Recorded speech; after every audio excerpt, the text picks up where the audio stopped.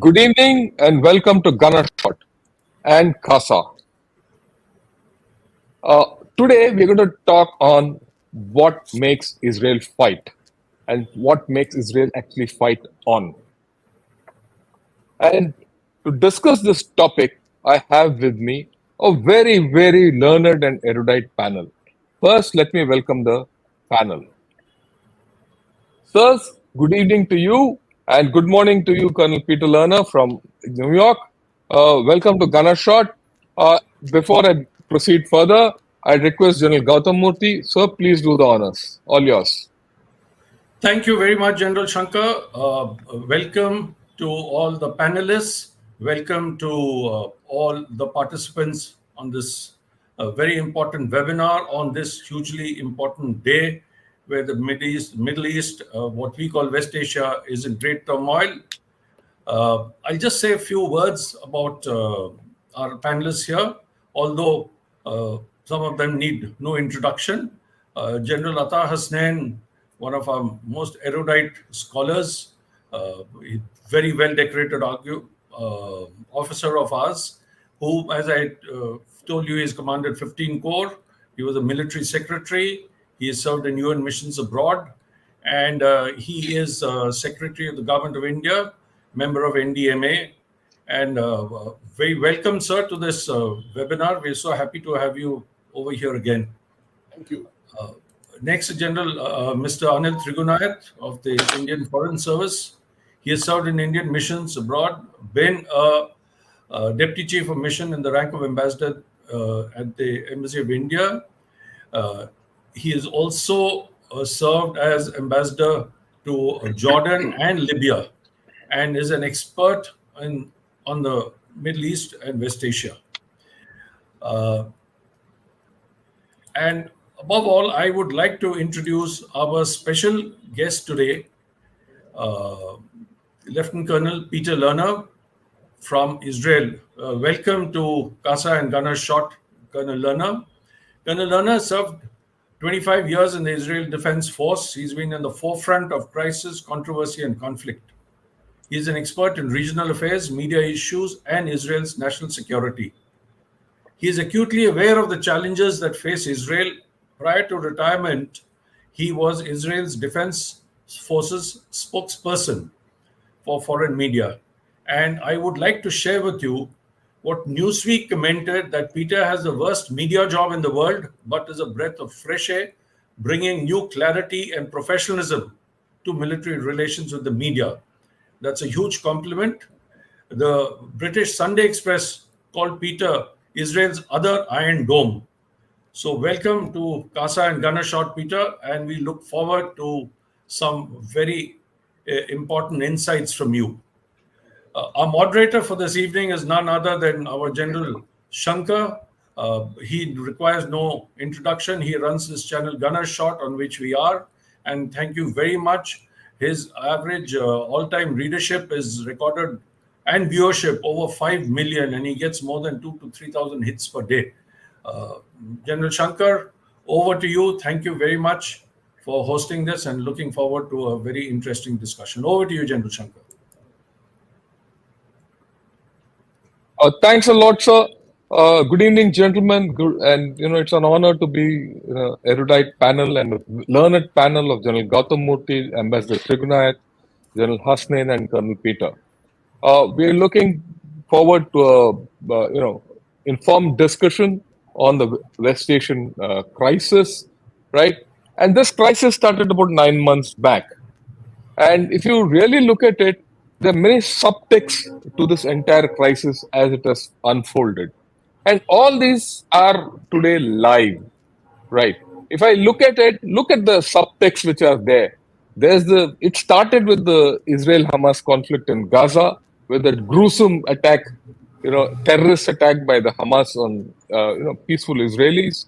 And then, of course, that conflict has gone on. Then, of course, the conflict has expanded.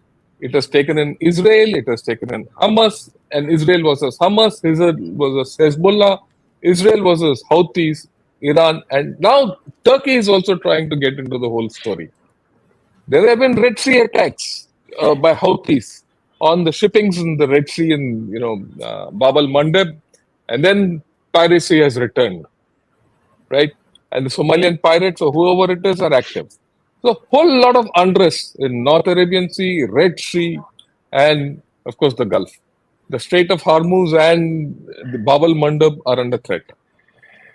So is the Suez Canal. International trade has been affected. And there's a great threat going on to international trade, which affects probably everyone. In the midst of all this, we've had two deals also. The Hamas Palestinian Authority deal, which was just concluded about 2 weeks back, and we don't know what the future of that is. Then, of course, precursor to all this has been the Saudi and Iran peace deal. A whole lot of things happening. And I've not mentioned the IMEC and the Indian interests and all that, which we've been discussing on and off. Okay. Now, while everything was going not so fine, going along, the conflict was bumping along, a couple of things happened. And these things happened in the past 2 weeks. If all of us know about it, I'm going to talk of it.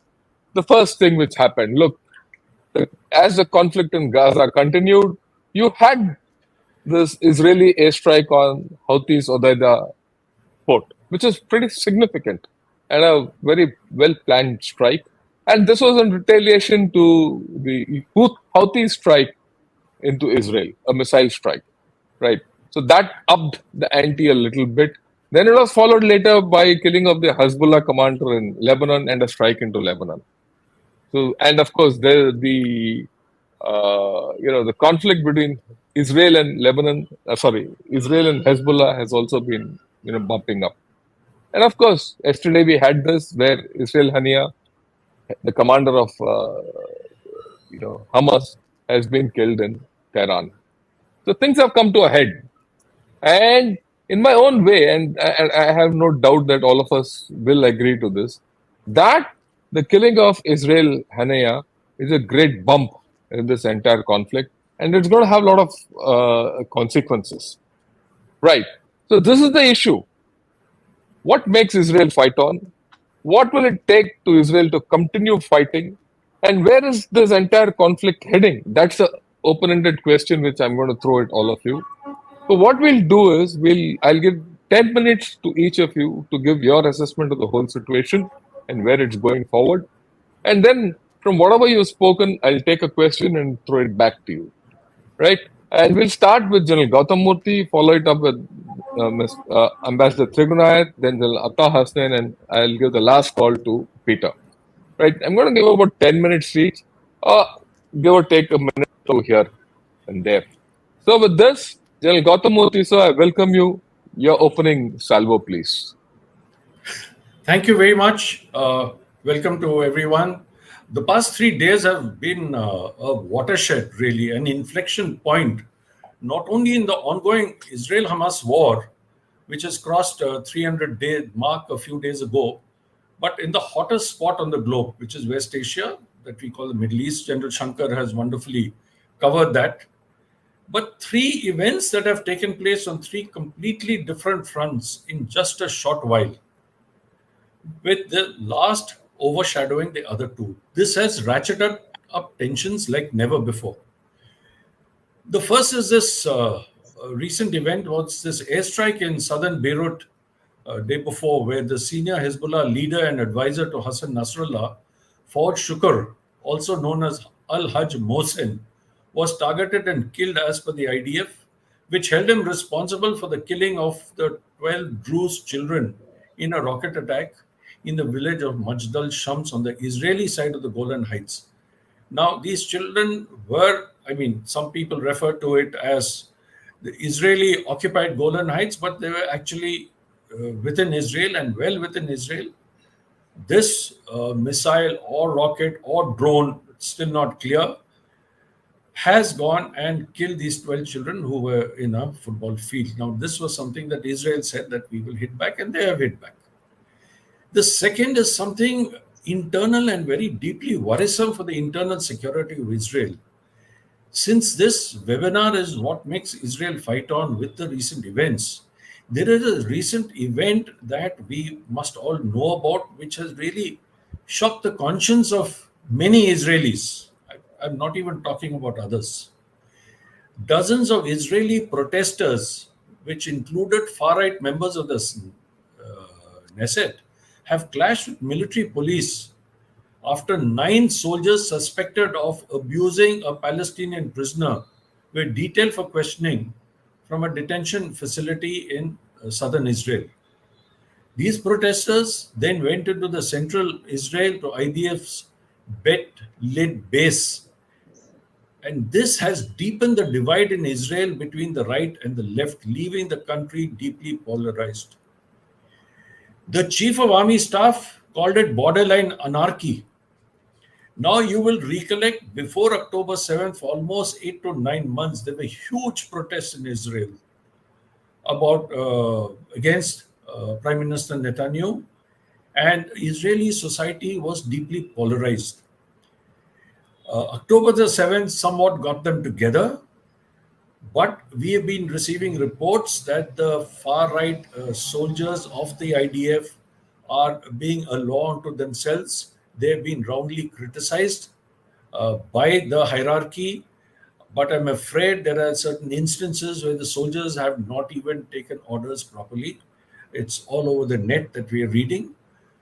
To add to Israel's woes, we are aware of the about 115 hostages still believed to be held by Hamas. There's tremendous pressure on the government by the friends and relatives of these hostages. Calls are mounting on Netanyahu to resign. He is being painted as a villain, not only by the Arab nations, but also by many Israelis. Now, this is a front that we need to take into consideration. The third development, of course, is this targeted killing of the Hamas chief Ismail Haniyeh by Israel in Tehran, which is less than 24 hours ago. And this is in Tehran. This by far will have very serious repercussions, which would draw Iran into the war as it's seen its sovereignty violated openly by Israel.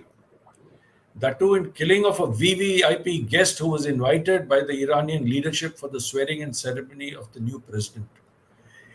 This is being seen as Iran as an insult to Iran, which has promised to strike back. And I'm quoting what the Iranian president has said: the terrorist invaders will regret their cowardly act. So, what does the future hold? Where do we go from here? This has really taken it up to the highest levels.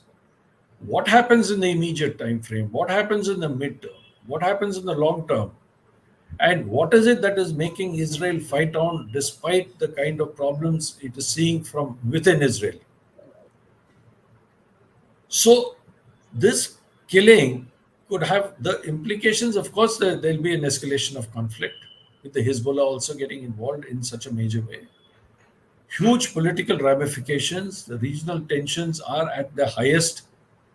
And what happens to the ceasefire agreement? I really don't know, because the ceasefire agreement, as of now, I can say is truly buried. But let us see if it comes up, because Haniyeh was one of the ones he was actually leading this ceasefire agreement. What are the broader geopolitical landscape? And the US, which has been backing Israel, is already under a lot of strain and stress with the presidential elections coming up. So I really don't know where this is going to lead, but we are in for a very, very troubled times ahead, and this war could expand. That's all I have to say in my opening remarks. Back to you, General Shankar. Thanks a lot, sir. I think you made a couple of very important points. The first point is, we are looking at a pretty divided Israel. They say in Israel there are too many parties for such a small country, and across the spectrum there is internal rift. But at the same time, over the past 9 months, notwithstanding whatever the internal rifts are, Israel has, put up a clear front, a united front in its military dealings. So, how will Israel, with a divided polity but a united military, go ahead? Will the divided polity, impact the military? Is something interesting we have to see. The second thing, of course, is a no-brainer.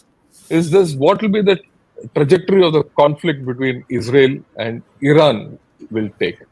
And I will not it's no second guessing that Houthis and everyone else will jump into the thing, and the larger impact on this area that we'll discuss. So that was very nice. With this, I'd request Ambassador Trigunayat, sir, your views on this whole story. All yours. Thank you, sir. Shankar, it's an honor to be part of this esteemed and panel of very distinguished experts. Well, we all know the basic details that have been very clearly brought out by you and General Murthy. We are really at a major crossroad here in the region. This is what happened about Ismail Haniyeh.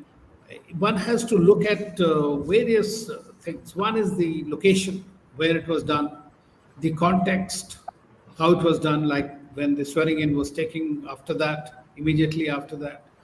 And thirdly, one has to see about the repercussions of this. Knowing too well the kind of history that history of enmity that Israel and Iran enjoy for the last since 49. So what we are looking at today is, but since our topic was in the first place, what is driving Netanyahu with this war? Why Israel, if you put it, then it is the longer term. Why Israel? That's very simple. For its own existence, with great difficulty, they achieved their state in 1948. But since then, what has happened on the ground after those three major wars, the 1967 war being the most decisive, when Israel occupied really all the major places in the region and eventually gave it slowly, ceding the territories. But within the West Bank, it has continued to expand the territory through settlements, and now today thousands of people are settled there. And this also, the last October 7 attack that happened was also that areas, kibbutz. Now what we are seeing today is that since October 7 till now, the war has continued to escalate.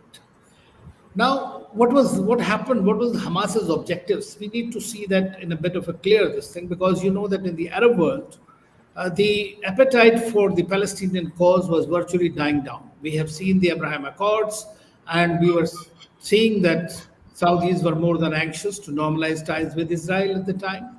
And so therefore, Hamas thought that in case Saudi Arabia also recognizes Israel and normalizes the ties, the last bastion of support, at least the moral support, Islamic support, will end there. So therefore, that was one of the major drivers, in my view, for them to decelerate the normalization process of ties between Israel and the Israel and the Saudi Arabia, as well as to put on hold several other projects that were undertaken, whether in a sub-regional format like the I2U2 or the IMAC and others, which are now currently on the back burner. Thirdly, it was able to also recharge the Arab street, not only within the Arab countries where very often we did not see the protests that much, but even in the European countries, USA, everywhere, the students and others, we are seeing that the Arab lobbies have come of age, and they are giving quite a run to the Jewish lobbies, especially in the United States. So that is the major change that has happened. Thirdly, they were able to also unwittingly bust the invincibility of the Mossad, the IDF, and the Shin Bet, when the Hamas was able to come down to about 30 kilometers, kill so many people, and took about 250 hostages. It was an unprecedented move that has ever happened. So it was a terror attack. The world has all condemned it, and they tried to gain some kind of a political legitimacy, as I would say, the popularity of Abbas and the Fatah and the Palestinian Authority has been significantly reducing. So this was something they wanted to take all the things in their hand and to become a legitimate political force. Now, naturally, the Israel had to react. They were in a shock. They did not expect that this would happen. They were more focusing on the West Bank and on in the wrong manner, basically on various settlements and trying to arm them. But they did not expect that this will happen. So this was a clear failure of the intelligence, even though they got some tips from Egypt and others. So immediately Netanyahu, the hawkish leader that he is, he said that we must destroy Hamas. Nobody would have argued with that.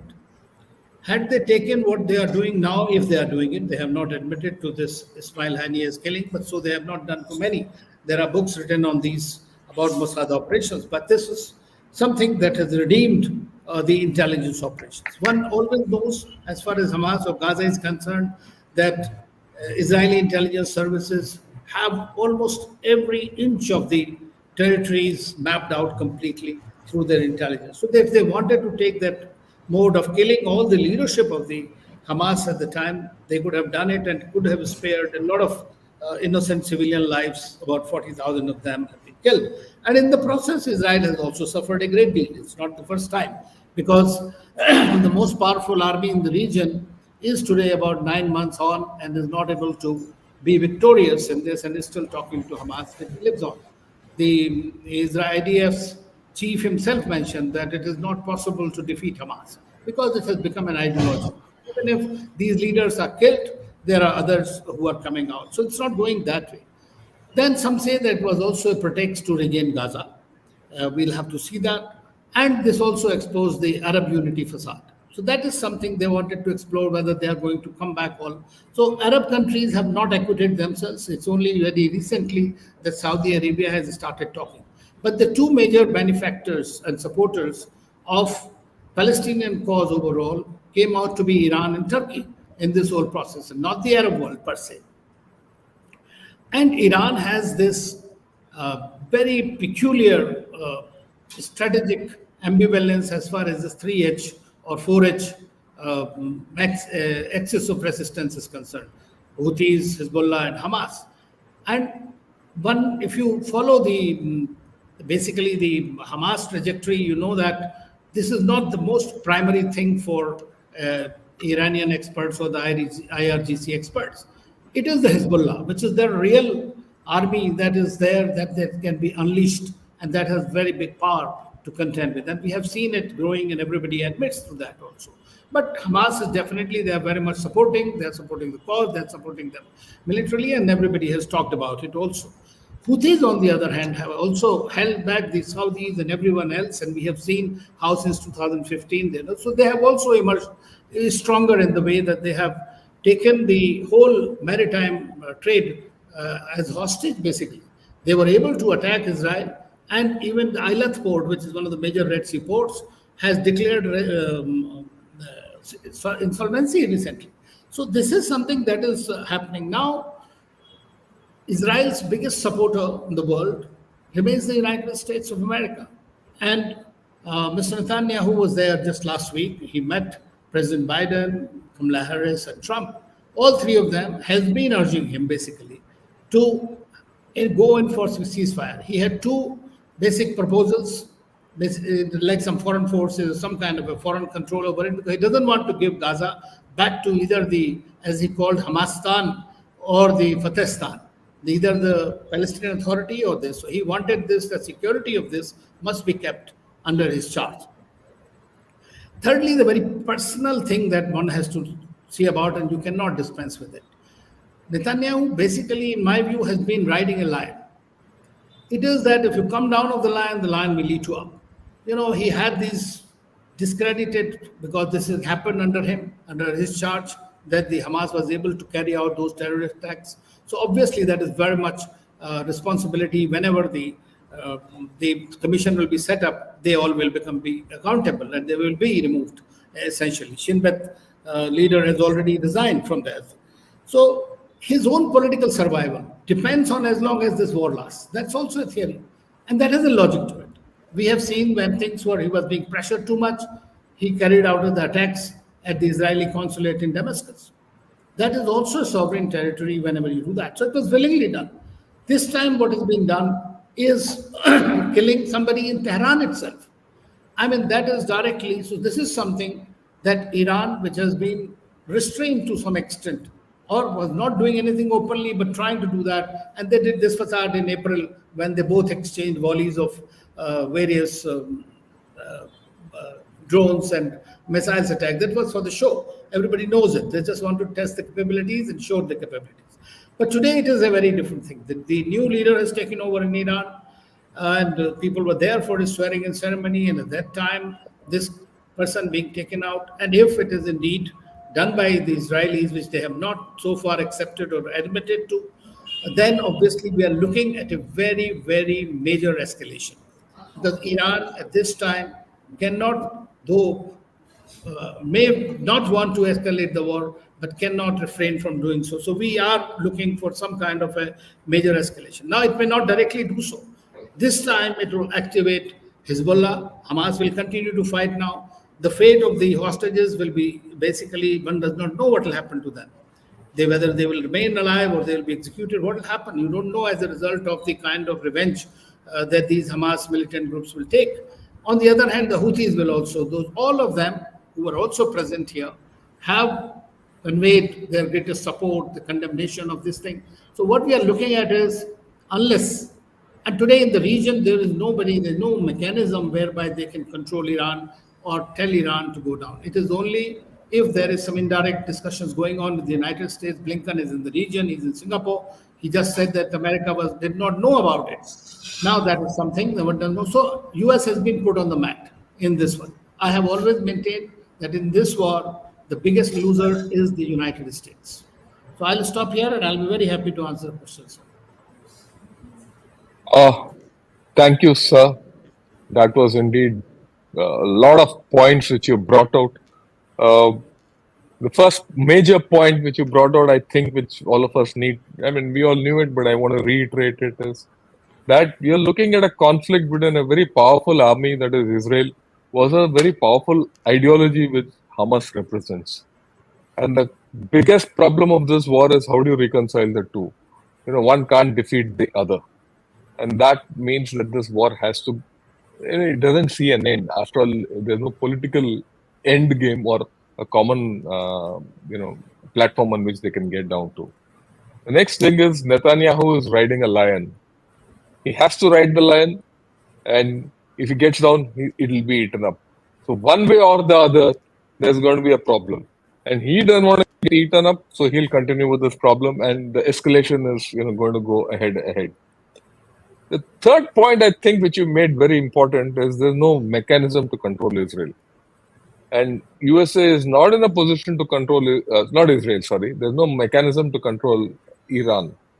And in the absence of such a mechanism, and with USA not having the leverage to impose any kind of restrictions on Iran, it's an open question. Where does it leave Russia and China in this whole game? And we'll talk about this. And this is a question which I'd like your views on. And of course, I'll not, go further. We'll take up the issues as they come along. With this, General Hasnain, sir, all yours.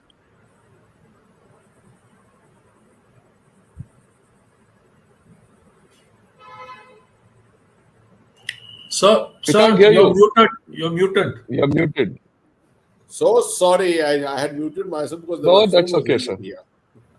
Thank you very much for the invitation, first of all, to participate in this great theme, on this great theme, and also along with such great personalities. I'll try and keep myself restricted as much as possible. Let me start with an observation.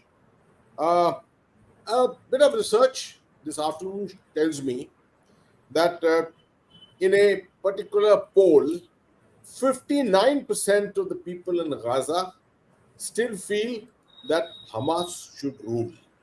59% of those polled. 70% seem to be satisfied with Hamas's role in the war. So it seems, and these polls can all be sham polls, they can be all kinds of things, so you cannot take this information as authentic. But this is an indicator I'm just giving you that despite everything which is happening, the kind of casualties that the Palestinians have taken, it seems that the Hamas support to Hamas remains intact. Let me tweak the subject a little bit. What makes Israel fight on? And I won't ask the question, I'll just say fight on effectively or not effectively. You can keep on fighting. You can keep on fighting, but if you are not effective, it's not going to be of any consequence, right? You can fight this war for the better part of the next 3 years, kill another 30,000 Palestinians, lose a lot of manpower yourself, which where Israel can ill afford to do. But what will be the end game? We are now stuck in one of those same situations where you say an initiation to a conflict is very, very simple, but the termination and the resolution seems almost impossible.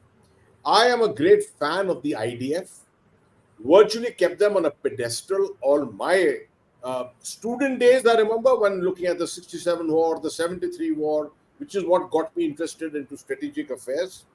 But it also showed me that ultimately the only answer is two-state theory, which today seems to be dead and buried and unlikely to emerge anytime in the near future. The other aspect we have to remember is that in the period of the 60s, start from 48 onwards, the period of the conventional wars, there was a total domination of the IDF. And my intervention here is mostly militaristic. It was mostly the IDF's domination until 1979. What happened in 1979? Before that, 48, 1956, the Suez Crisis, 1967, the Six-Day War, the Yom Kippur War, of 14-day war of 1973, and then came 79. 79 brought Iran, the elephant in the room, into the Middle East. Upset the old apple cart. From here onwards, we haven't seen conventional wars from 1979. The transformation from conventional to hybrid to low-intensity wars, different kinds of wars, has had a very, very different effect in the Middle East. Starting from, let's say, the period of 86, 87, when Intifada 1, Intifada 2, later on Intifada 2 started, the raising of Hamas in 1986, subsequently of the Hezbollah, etc. The coming of proxy war by Iran, since Iran did not enjoy a common border with Israel, the coming of proxy war into the whole theater has changed the entire gamut of things. Because proxy wars are unwinnable. As we are seeing what is happening on our own frontier. Proxy wars are not easily winnable. They can take you to a situation where you can claim victory, but everything can be restored in a matter of time. Right? So this is an aspect which will have to be remembered. The nuclearization of Iran created further trouble. The US animosity, antipathy for Iran brought in even greater, more strident support for Israel, even as late as now, $26 billion allocated out of the $95 billion which have been passed by the US Congress. $26 billion are for Israel. So the issue now comes down to how do you win wars? Israel has, well, a major failure on the 7th of October did take place, but the immediate response to it was to go in kinetic, right, into Gaza. 35 kilometer by 15-20 kilometer territory. It's the better part of 9 months. Somehow my military thinking does not allow me to rationalize how an army of 350,000 can get into a territory of 35 kilometers by 15 kilometers and not be able to subjugate the entire population. It's very, very difficult to imagine, right? So that is what leads me to this reduction. Can Israel sustain this? Because we may say that what makes Israel fight? Everything makes Israel fight. All the rationale that they are looking at, it makes it fight. But it cannot fight effectively. It cannot hope to get victory in the kind of situation that they are looking at the moment, as long as the proxies who have been created as Hezbollah, the Hamas, and now increasingly the Houthis, who are also acting as the major proxies of Iran, although they're not having such a great effect on Israel as such. So, missiles. Look at Iran's preparation. From 1992, this preparation has been on. Its collaboration with North Korea since then. My last visit to Israel, I was told by the IDF that combined between the Hezbollah, Hamas has much less, but Hezbollah primarily, 130,000 missiles exist in this theater, this environment. The Iron Dome cannot handle all that at one time. Some of it has been expended in the recent past, we have seen, but still a very sizable amount of missiles are still in the hands of the proxies. Can Israel continue this fight in this manner, therefore? I mean, there are different ways of fighting which are being followed by one against the other. Now the northern borders are opening up. Lebanon has opened up. Can this lead to, now you're looking at two fronts. Gone are those days of 1967 when Israel could turn around to Syria, against Iraq, against Egypt simultaneously. Three fronts simultaneously, and defeat them all in detail. Right? Today, I'm not sure if Israel is in a position to be able to continue the war in Gaza effectively, at the same time handling the north, that is the Hezbollah front, and look at the missile warfare that it has to engage with Iran. It is going to be a major challenge for Iran. So my argument and my narrative, which I'm trying to explain to you, is that Israel will be forced, politically under the current circumstances, forced. Subsequently too, Israel does not have a choice. It has to fight. But a question of the way it could fight effectively in the past, that is something which is questionable for tomorrow. Israel does not have that capability in today's military environment of the Middle East to be able to rule the roost and hope to be able to achieve victory of any kind. Come to today's events. Whatever has happened in Tehran, there is a different counter narrative which is also being spoken about. Is it possible that Hania was invited to Tehran and perhaps given away in the manner which Osama bin Laden may have been given away in Pakistan?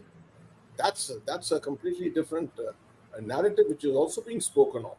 Is Iran therefore actually, because each time we have seen Iran's attitude, if you go back 5 years ago also, an initiation is always there, but it peters out.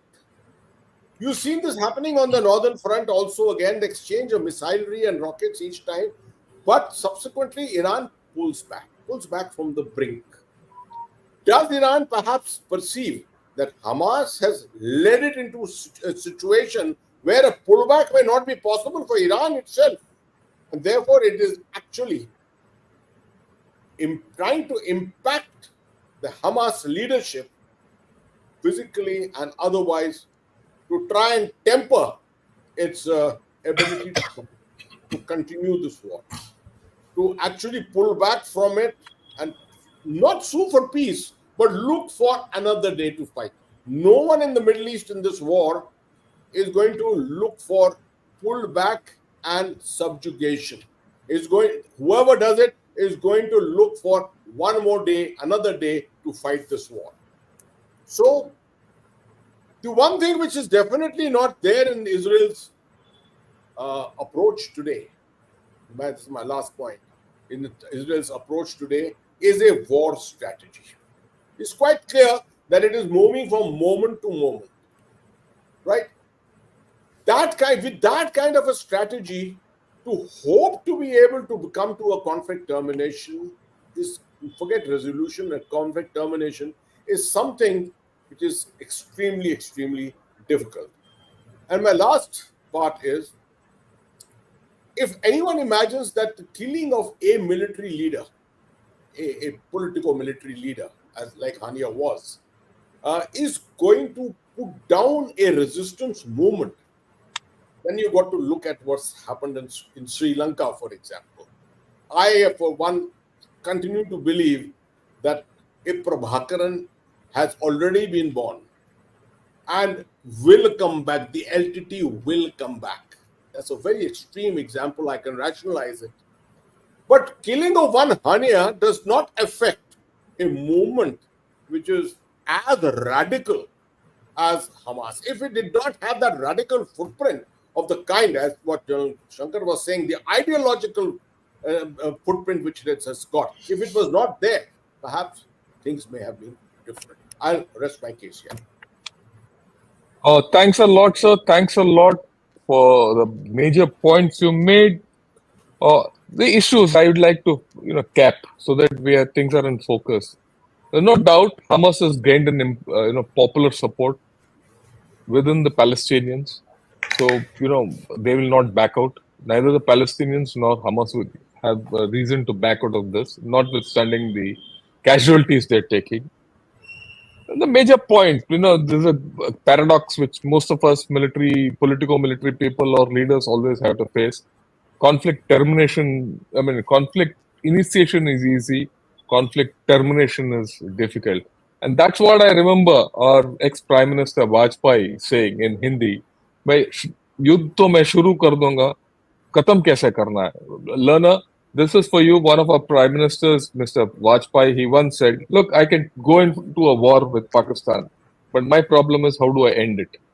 Right? And that is what Israel is facing today. And and most of us who analyze this from day one and the way Israel has gone about it, this is the question which comes to our mind as to how does Israel end this war?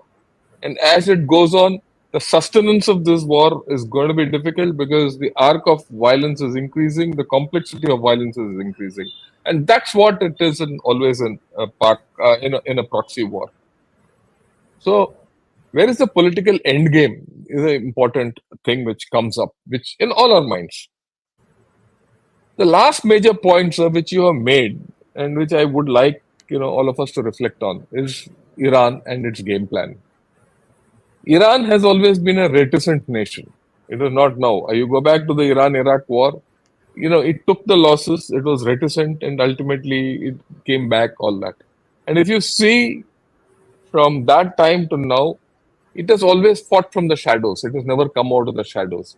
Probably the first time it came out of the shadows to fight a war 1-to-1, or rather, face any adversary directly, was 2 months back when it sent 300 missiles or drones across to Israel in a show of force. Otherwise, it has always fought second hand through others, not directly, indirectly.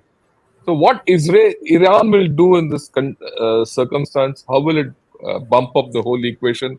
It will be interesting to see whether they will do it through their 4Hs or will get directly involved. But whichever way you look at it, there is going to be a certain amount of escalation in this whole process. Right? I made a lot of points. With this, I'd like Colonel Peter to get in. All yours, Colonel Peter. Take it on. Thank you very much, Generals, Ambassador. It is a great honor to be here today. I feel very, very comfortable being here among esteemed friends and colleagues. And as a military spokesperson, I feel that, for the international media, I feel that I'm on the threshold both between the international affairs that the ambassador presented and the military affairs that our esteemed generals presented here today. I'll try and walk in the short time that I have through Israel's strategy. And I first of all open and say, I have, and I agree that with the Clausewitzian perspective that war is political intercourse by other means. And so the question, of course, is what are we trying to achieve politically with the means of warfare? And I agree that throughout the course of the almost 10 months now, Israel has been very vague on its outcome. I will say, and I will quote exactly what the defense minister has said. And he said, basically, Defense Minister Gallant has said that there are 3 no's. No Israeli reoccupation of Gaza, no Israeli settlement in Gaza, and no Hamas in Gaza. And I think these are very, very important to understand Israel's perspective of where they're trying to achieve and what they're trying to achieve in the theater of the Gaza Strip. So there are 2 core goals that the IDF is trying to achieve in the Gaza Strip. First of all, to bring back the hostages. 115 Israelis are currently being held by Hamas in the Gaza Strip. If they want the war to end, if Hamas wants the war to end, they could release them, they could unconditionally surrender, and there would be no need for the continuation of this war. The second component that Israel is trying to achieve, the second goal that the IDF is trying to achieve, is to dismantle Hamas as a governing authority. Now, why is this important and key to regional stability? Anybody that is aspiring to have any sort of peace in this region needs to come to terms with the fact that Hamas is no partner for peace. They carry the banner of death and destruction of Israel. They aspire to it. And as my esteemed friends here pointed out, they are supported by Iran, by Qatar, in order to build their war effort. Over the last 17 years, Hamas have been in control. So when we ask, what does the population feel about the situation in the Gaza Strip? Of course, the vast majority of the population have no memory of a situation without Hamas in control of the Gaza Strip.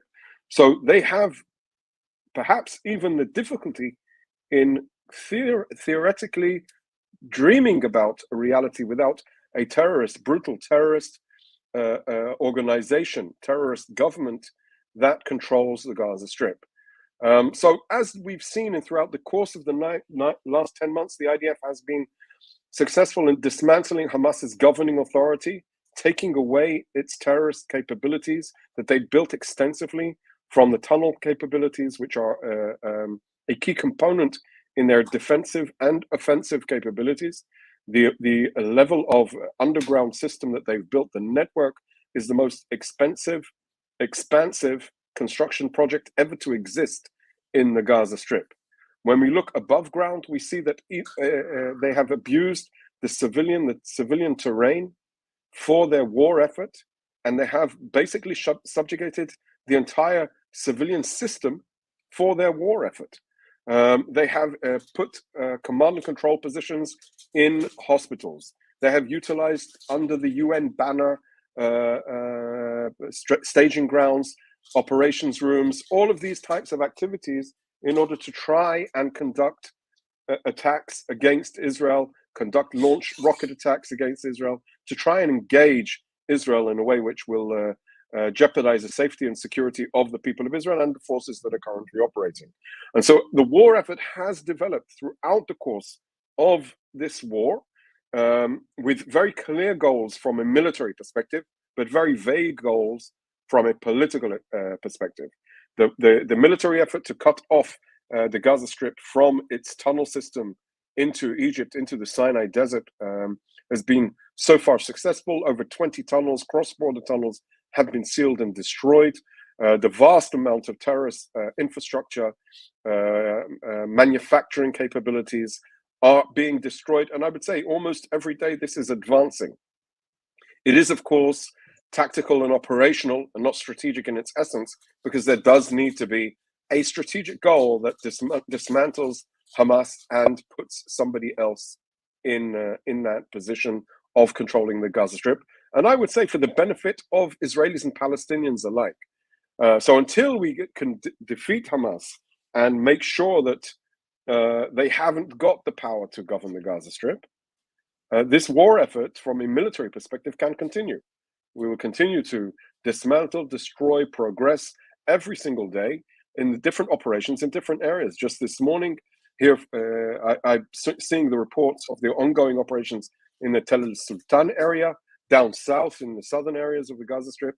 And this indeed is meaningful for the progress of dismantling a mechanism that has been built for the last 17 years. I think it's important to notice also that throughout the course of the Hamas's control over the Gaza Strip, we have seen them in a learning curve after every single conflict, whether it was a direct conflict with Israel in 2008, Operation Cast Lead, or the indirect confrontations with proxies like Palestinian Islamic Jihad, an Iranian proxy that operates within the Gaza Strip, much smaller, but also powerful with rockets and capabilities. So when they decided to invade Israel on the 7th of October in an unprecedented attack, brutally murdering, massacring, raping, burning some 1,200 people, civilians and soldiers, they determined their destiny and the ability for Israel to ever accept them to continue to control the Gaza Strip. What we saw in their action was basically they had signed their own death warrant in that act, because Israel, over the course of the years, had been standoffish with regard to Hamas. Successive governments in Israel had continued to try and create a sense of, I would say, a standoff relationship with Hamas government, while trying not to undermine the relationship with the Palestinian Authority to a certain extent. But Hamas was intended strategically. The governments of Israel wanted Hamas to be weak enough not to attack Israel, but strong enough to govern the Gaza Strip effectively. And so, over the course of the year before the war, what we saw is an increase of Palestinian workers from Gaza coming into Israel, some 18,000 workers, bringing in finances, bringing in money, bringing in stability and security and social security to their families and to the broader society as well. And of course, we have the financial support from Qatar that the Israeli government supported as well, and made sure that the flow of cash to Hamas from Qatar continued. Of course, this cash was the enabler of Hamas to build its infrastructure. The paragliders that came over on the 7th of October, the naval forces of Hamas, and on the fast boats that came around the fence on the coastal scene, and the motorbikes and Nukhba forces that penetrated the border to begin with, advanced into the different locations across the border, and conducted their massacre of so many Israelis. So as we look forward, there needs to be a strategic change vis-a-vis the relationship between Israel and Gaza.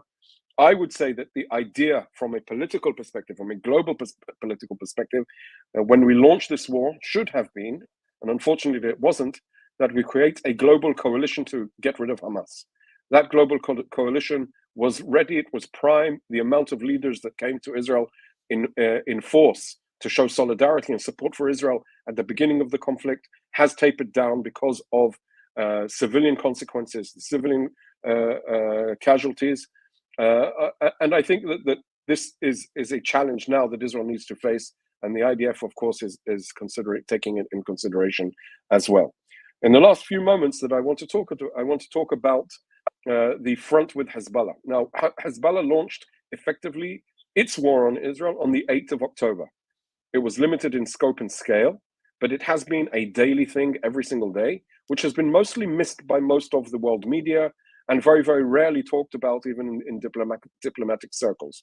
But on the first few days after the 8th of October, they conducted some 7 attempts to infiltrate into Israel. Over the course of almost 10 months now, they've conducted some 7,000 rocket attacks towards Israel from Lebanon. So what we do need is a revamped, reorganized attempt to reinstate the 1701 United Nations Security Council resolution to distance Hezbollah from the south of Lebanon, to push them north so that they agree that there are no weapons in the south, so that Israel can live. There are 60,000 people that are currently out of home in the north of Israel. I have friends that have personally been evacuated from their homes. They won't go home unless there is a sense of security. And I'm not even certain that even a 1701 situation with the United Nations Security Council resolution will actually deliver that to their confidence. And the last few words that I will say is about the notions and the actions of the last 24 hours in these targeted killings against Fouad Shukar and Ismail Haniyeh. So targeted killings are a counterterrorism mechanism which is intended to deliver 3 core components. First of all, to create a level of disruption in the terrorist infrastructure's capability to operate. If Fouad Shukar, who has a very, very long list of terrorist activities all the way back from 1983 in the attack against the US Marines, killing 241 US Marines, all the way up until last Saturday when 12 kids playing football in Majd al-Shams, he was all on top of this. So when we look at his involvement, of course, he was a clear target. To disrupt his ability to operate and execute the instructions of Hassan Nasrallah is a key component to exert capabilities and conduct those. On the other hand, in the strike that has been attributed to Israel, although Israel has not confirmed it was Israeli forces that conducted the strike against Ismail Haniyeh, of course, Ismail Haniyeh is a senior figurehead the number one person in Hamas, the person that has all of the resources and the political clout and power to operate within and around the world. Of course, he too, if you disrupt his ability to operate, you are impeding on the ability to, on one hand, negotiate, but also to conduct their war effort as well. So that's disruption. The second D that I want to talk about is the ability to decapitate the leaders that are deeply involved. So I would say it is absolutely important that they feel pursued and are pursued.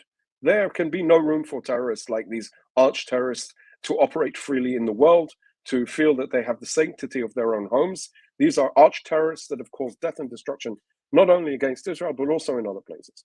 And the final D that I want to talk about is the deterrence. And this, of course, has a component of psychology also involved. And there is a need that people that decide and think that it's a good idea to attack Israel know that Israel has the ability, the knowledge, and the know-how in order to seek you out wherever you are hiding, whether it's in the heart of Tehran or in the heart of Beirut, in the Dakhia neighborhood, where they are in their fortresses, or where they felt safe up until now. And with that, gentlemen, I'm happy to take any questions, of course, within the realm of my understanding and knowledge of this conflict. Thank you very much. Thanks a lot, Colonel Peter. I think you made some very, very important points. You brought into focus the 115 hostages who are still with, Hamas, and their future is one of the major goals, or rather, getting them back remains. Many times we tend to forget that in the rest of the whole story. Okay, then I'll talk a little about the political end game, which you actually you've thrown light on it, much as what we felt earlier in the course of the discussion, that what is the political end game of Israel? If I coined it, you all actually have said it. No, Hamas and Gaza is one political end game. And the second thing, which is more basic, for which why is Israel fighting on? It is existential. And that existential end game is something which they can't compromise. In the absence of not being able to achieve intermediate political goals, they have to fight on for the existential goal. That's the way I look at it, if I can make a case for Israel. Right. And you said the dichotomy where the military goals are clear and the political goals are pretty vague persists. It's not going to be there. Right. And there's a strategic challenge on. And I quite like the idea which you said that, look, arch terrorists like the Hamas have to be wiped out. And that there's no doubt. And, if it's only a wish, like what others also have said today. If there was a UN-backed effort, and if you had gone in for targeted decapacitating, or disruption of the leadership, you would have got far more disruption and probably far more results. And that was a general opinion for many of us in India, but that was not to be. We'll get back to you with this thing. I'll fire a few short questions. I would like your views on this, and then we'll take questions from everyone else. Gautam Murthy, sir, my thing to you is, how do you think Iran will react to the whole story, considering the fact that one is we've made the case that Iran is a reticent actor in this whole story, and Iran itself is going through a bit of a problem after Ibrahim Raisi died. There's a new prime minister in chair. That equation is not good, and without such an equation not good, do you think Iran will come out with all guns firing, right? And that's the question. So with this, where do you think Iran is going to go, and how it's going to play its thing out in the future? Can't hear you. You're muted. Sorry, thank you. I'll start with what General Hasnain very clearly said, that Iran, and he has made a very pertinent observation, has pulled back from the brink each and every time. They continue to fight with the proxies. They built up Hezbollah with over 130,000, 130,000 missiles and rockets. They will try to hit back because Iran has seen this as a humongous humiliation. All the their friends, the entire Arab world, all the leaders of Islamic nations were there for the swearing in of the president. It was a VVIP event, and everyone went there to express solidarity. And we've seen so many clips about each one of them hugging Hania, and Hania really being the toast of the town, so to speak. And now, while he was under protection of Iran, this is what happens to him. So Iran, to my mind, will hit back. Let us see whether that hit back, the way they hit back, can be controlled, like what happened last time after the Damascus bombing of the consulate, where their general was planning attacks on Israel, and Israel didn't hold back on that.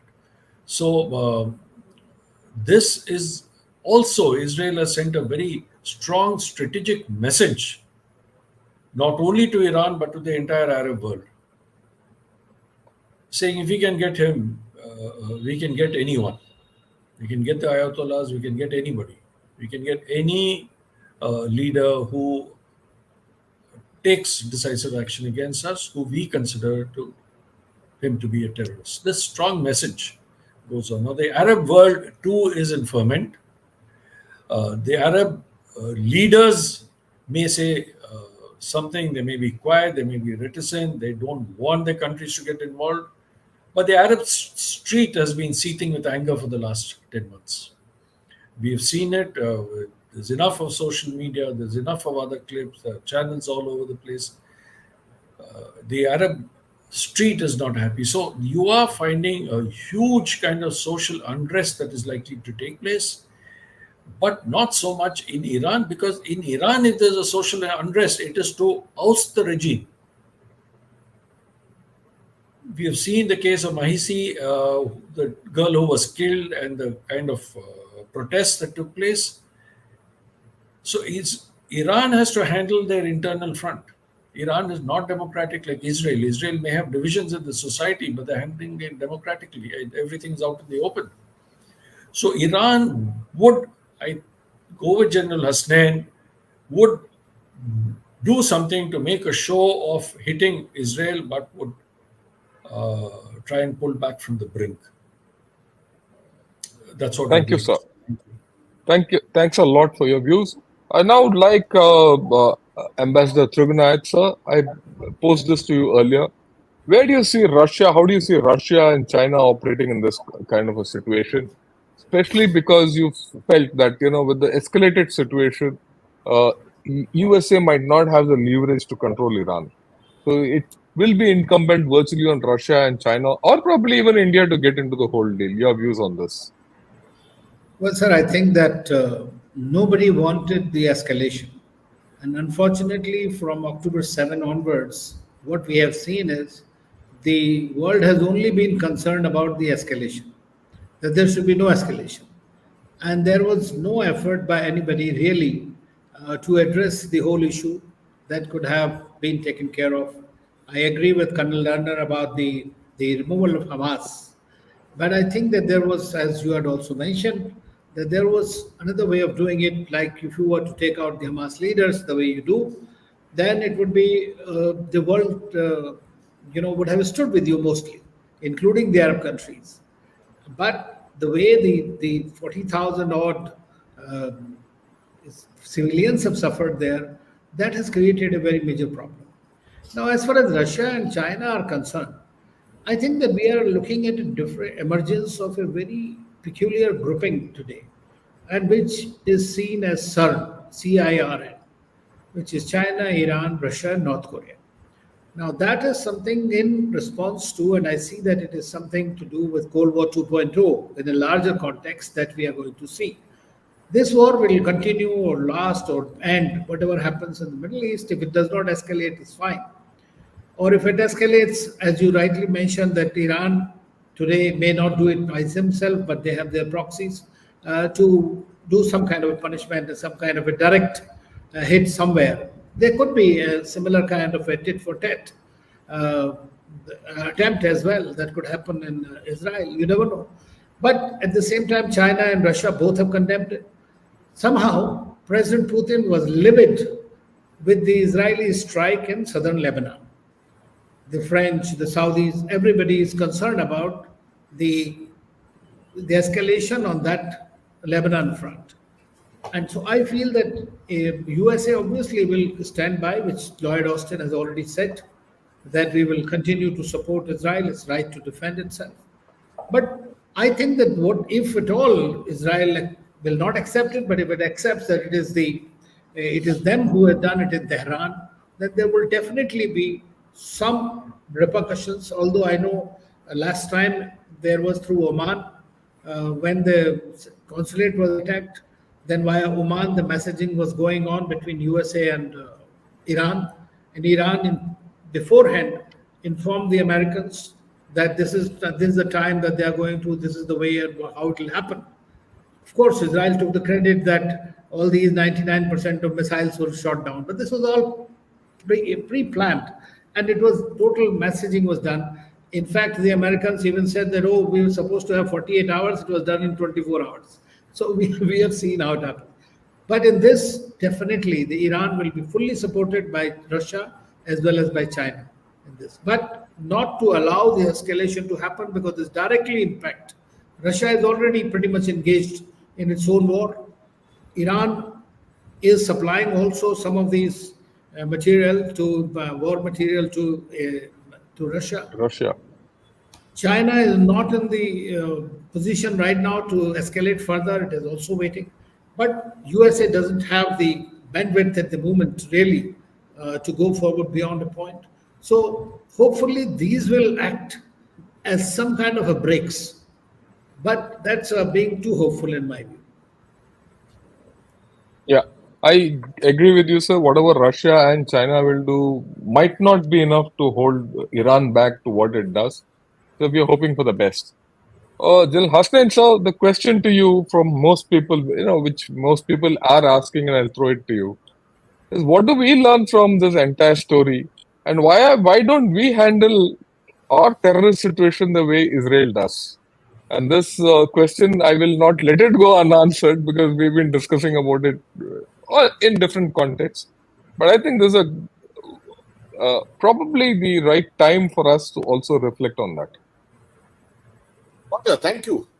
But let me take 30 seconds to answer Yes, what yes, has sir, been please. discussed just now Yeah. both by Ambassador Anil and by General Murthy. I remind you of the killing of Soleimani. Yes. Do you think the killing of Soleimani was more important than the killing of Hania? For Iran, Iran's prestige was on Soleimani, the head of the IRGC. And the killing of Soleimani did not lead to that kind of a response. If you remember, this is what I was speaking Yeah, about. I agree with you. Yes, sir. A couple of exchanges here and there, and they pull back. You've seen this in the recent past too. Iran is into this game for some kind of different psychological purposes. It seems it doesn't want to take this war beyond. It doesn't have the confidence to be able to do it either. They want to remain relevant to the whole situation. They want to make sure that they have a kind of a preponderance over the Arab world in the support that they give to the Palestinian people. That is what becomes very evident to me from the kind of actions which Iran has taken in the recent past at times when it has been instigated. That's one. The more important issue which you have thrown at me now.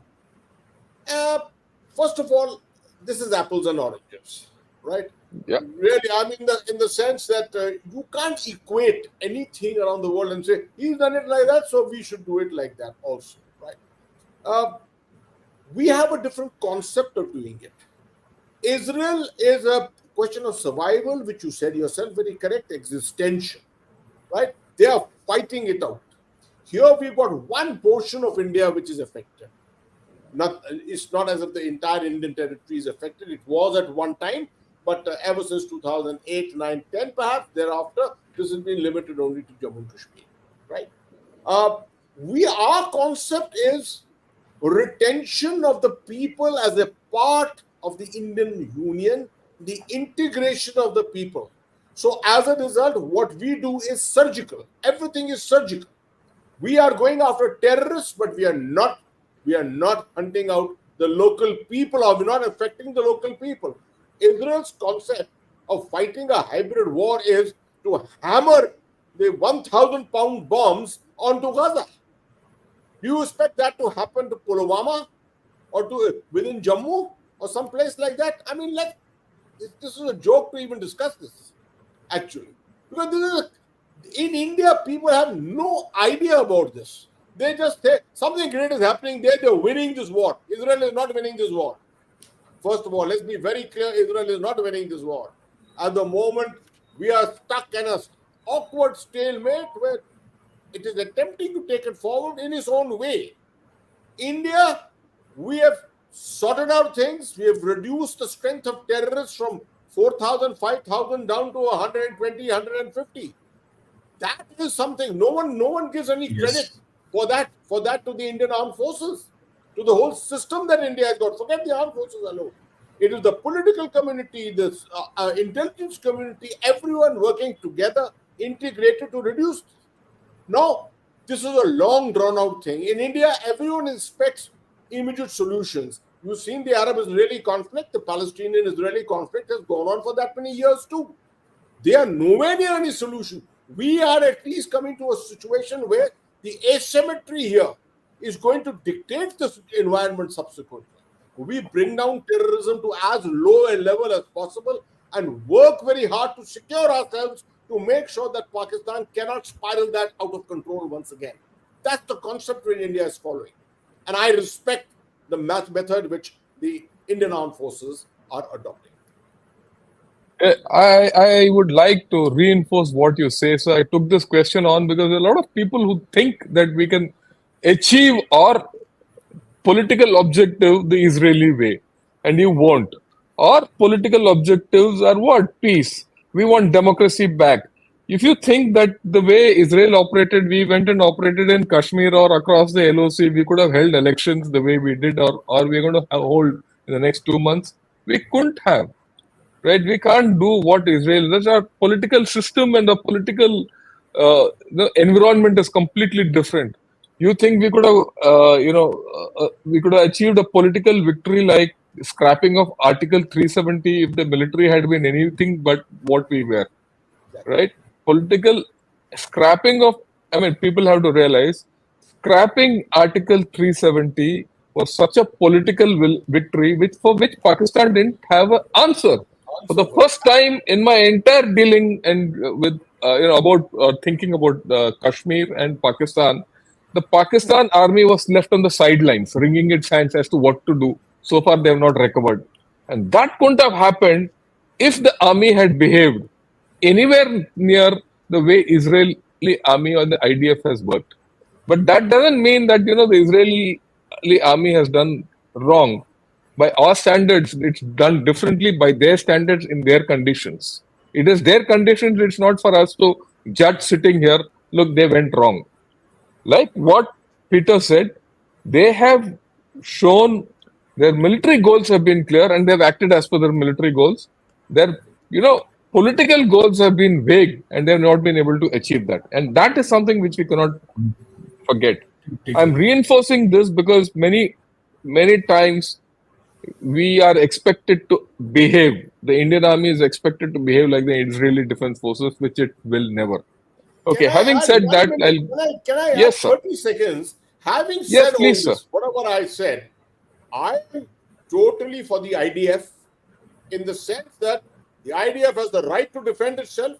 It cannot be subjected to what happened on it to it on the 7th of October, whatever be the situation. And the Indian Army, if this had happened to the Indian Army and to our system of what happened on 7th of October, I can assure you we would have responded maybe differently, but we would have responded very strongly too. Yes, sir. We have. In fact, if you go back to Pulwama, what happened in Pulwama and the way we responded, the response was quite severe and, proportional. Okay. And like you rightly said, the IDF has also done what it has to, because at the end of the day, the IDF is still fighting to get its hostages back. And there's a question which is coming up, which is a very relevant question. I'll throw it up a little later. And we need to focus on that because oftentimes we lose sight of the fact that who initiated this whole story. and why was it initiated? Right. Okay. Now we'll get back to Peter. Peter, you did say one of the initial goals of Israel, no Hamas in Gaza, right? 9 months down, Hamas is gaining popularity.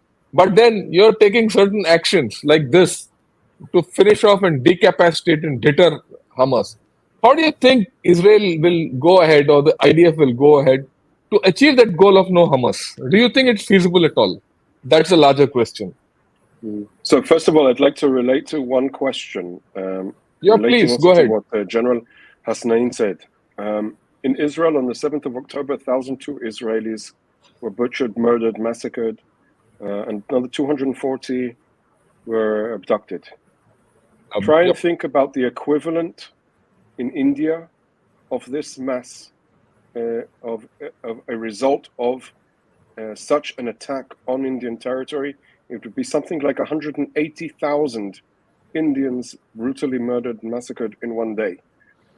This is hard to grasp. It's like, if you just think about it and put it in context, what would you expect your government, what would you expect from your military forces, what you would expect from the world community, how would you expect them to come around and rally around your goals in order to achieve that goal? So I think it's important, the context is the understanding in a small country of 9 million people, everybody has somebody they know, somebody that they're related to, a friend, a son, a daughter, somebody that is connected that was murdered on that day. I have two friends who served with me in the military that were killed on that day, on the 7th of October.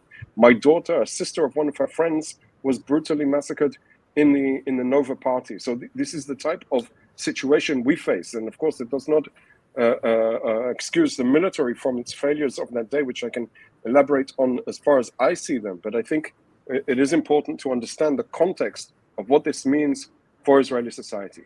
So, sir, to get back to your question, I do believe that Hamas can be removed from governance in the Gaza Strip. It needs to be done in a strategic way, where there is an alternative government that is empowered, either with international support, with other Arab states from the region, which are still part and parcel of the solution for the Gaza Strip. It needs to take into consideration the broader regional aspects as well, which is a front against the Iranian offensive against Israel. As you pointed out, many of you pointed out earlier today, Iran has created a circle of fire around Israel, from Hezbollah in the north down to the Shiite militias in Iraq, of course, Hamas and the Palestinian Islamic Jihad, and the Houthis in Yemen. So when we look at the amount of effort that they are going to, we need to create a defensive wall against those elements. It can only be done if we remove Hamas. If Hamas, in any way or form, is permitted to stay in control in Gaza, it will be a devastating message for this region. It will undermine security for years and years to come. It will send a clear message to Hezbollah that it's an open season for them to do whatever they want. It will give a very, very bad message to Iran that they can pursue all of the diabolical intentions that they have. So I would say, yes, we can get rid of Hamas. It needs to be a multi-tiered effort, both militarily, diplomatically, politically, and it also requires the Israeli politicians in Israel to rally around one idea of what the day after in Gaza looks like for Israel. Not for people of Gaza even. First of all, what does Israel want vis-a-vis the relationship with the people of Gaza, then we need to draw from the end to the beginning exactly the steps we need to take in order to achieve those. Oh, thanks a lot. I think that's a nice way of putting it. From the end point, what you want, regress back to what you can through political unity and a coordinated action. But I'd like to put one point in context which you mentioned. I would like to assure you, or I'd like to repeat it again, that we understand why Israel reacted the way it did react. Right. That's why I invoked this case, in our own case, what happened at Pulwama. If you don't know what happened at Pulwama, let me put it out. There was a terrorist attack where we lost over 40 soldiers, and immediately, the very short time, there were surgical strikes carried out. We violated we crossed the international border into Pakistan to carry out airstrikes. And at that point of time, almost Pakistan and India came to war. I mean, it was probably two nuclear nations coming to war head on. So we understand why Israel has reacted the way it has. The only regret, I will put it this way, is it could have probably, like you said, done it a little more surgically. Things would have been far better. But then, if wishes were horses, then dreams would come true. We'll leave it at that. Right. Gentlemen, we've had a tremendous dialogue about this whole story, where it is going. And we, at the end of an hour and 20 minutes of discussion, it's very clear that Ismail Hania is just one small milestone and a blip in this whole journey. And we have a long way to go ahead. And things are going to be complicated. In this context, there's a very nice and